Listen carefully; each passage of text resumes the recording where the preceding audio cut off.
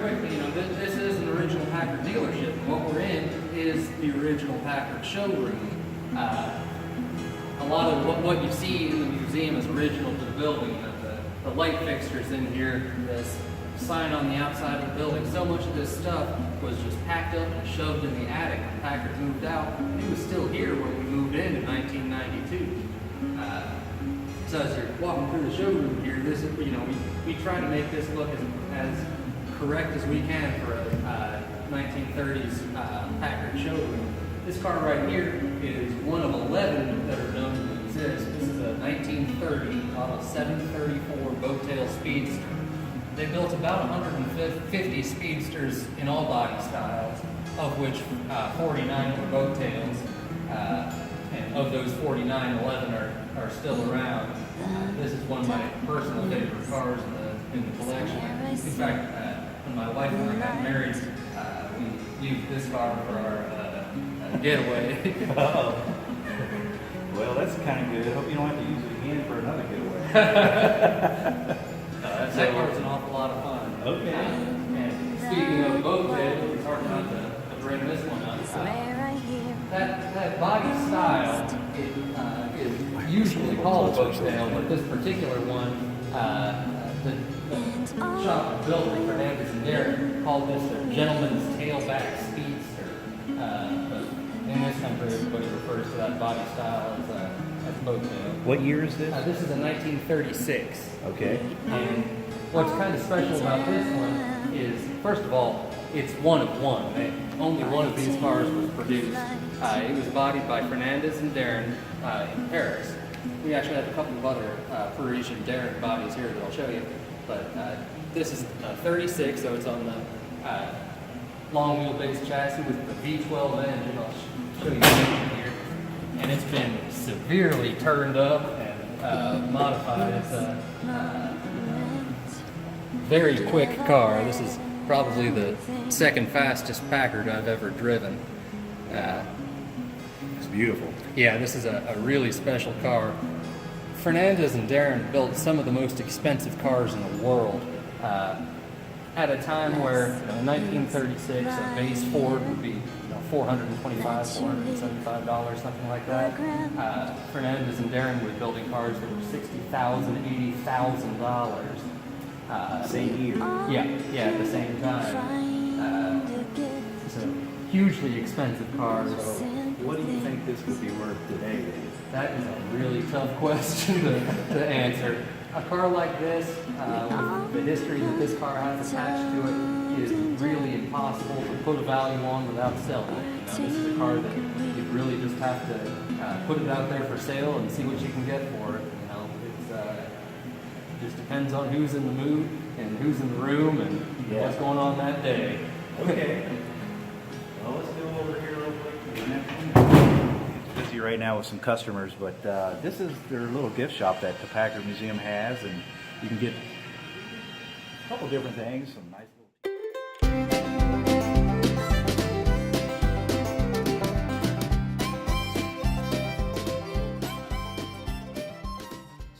Barnstormer always has good looks and good charm, so that's why I always dress up, and I have to please the crowd and the women and all the people that come around. That's what Barnstormers do. We're entertainers. And Dan looks like he's coming back here, so I'm glad you're back, Dan. We can kind of just run through things just as maybe a little quicker, so we don't have like this 2-hour video. You guys know that I'm an airplane nerd, and I talk a lot about airplanes, and that's really about all I know. Have you noticed anything with Dan? He isn't a car nerd. I mean, when he's starting to talk about wheelbasing and 174 inches compared to 175 or 78, I don't know what he's talking about. But anyway, that's Dan. That's why he's the director here. He does all the maintenance, along probably with a couple other people, but he really makes sure all the vehicles are in museum quality and on display. So he takes very good care. Now, if you've seen his Volvo, you may not agree, with what I'm saying. But he is very mechanical, I can tell you that. He can listen to something and tell you what's going on. So anyway, let's run through this stuff. Any way we can get in a couple of these maybe down the road? Yeah, we can do that. Yeah, I'm sure I would like to set in one, but let's go ahead and All right. kind of run through this real Just quick. very quickly, this car is a 1932 Packard. They call this their Twin 6. This is the V12 engine. See, Packard did an automotive V12 in the teens and early 20s, and then for several years they only built 6 and 8 cylinder automotive engines. And then in 32 they came out with another V12 engine.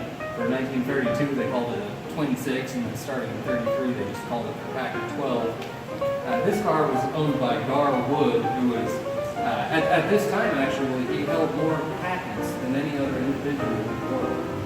He was a very successful designer, engineer, entrepreneur, racing boat designer and pilot, held several speed records on land and on water. Really an interesting, neat guy. This is a Murphy body car. The body was done by Walter M. Murphy in Pasadena, California. They built 2 in this body style. The other one was destroyed in the early 40s. So this is the only 1932 Packard Twin 6 with this Murphy convertible sedan with the disappearing cowl that exists. Can we look inside over here? Well, don't open those doors. We won't. You see, what happens is this is an older restoration. You don't have to explain it. Come on over here. Let's take a look inside here. And you don't have to explain it to me, but I understand. We're not going to open any doors. Well, we can open doors on just about everything else, but on this one, they're pinched a little bit in the front, so we don't want to risk chipping paint. Look how beautiful this is. It's very well maintained. Then we can come over here and take a look at this one. This is probably same year. This pair of cars is kind of interesting. They're both 1934 Packard Model 1104s. This one was used quite extensively by the Navy. Admiral Nimitz liked to use this car as a parade vehicle.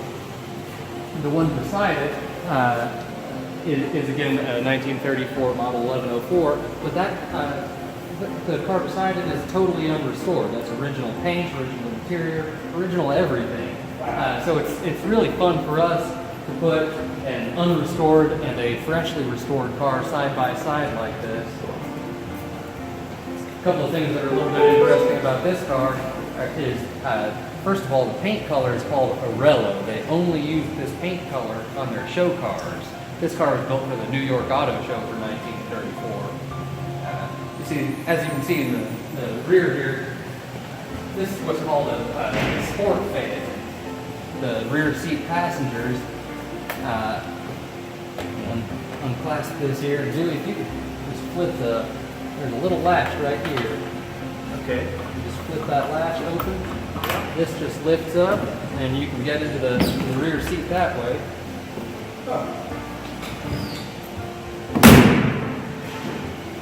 And then that rear cowl drops down, windshield flips up, and you don't have any wind on you. So this is a 4-door open convertible. Yeah. Man, this is very impressive. Yeah, this is a great car. We've had a lot of fun with this. Okay.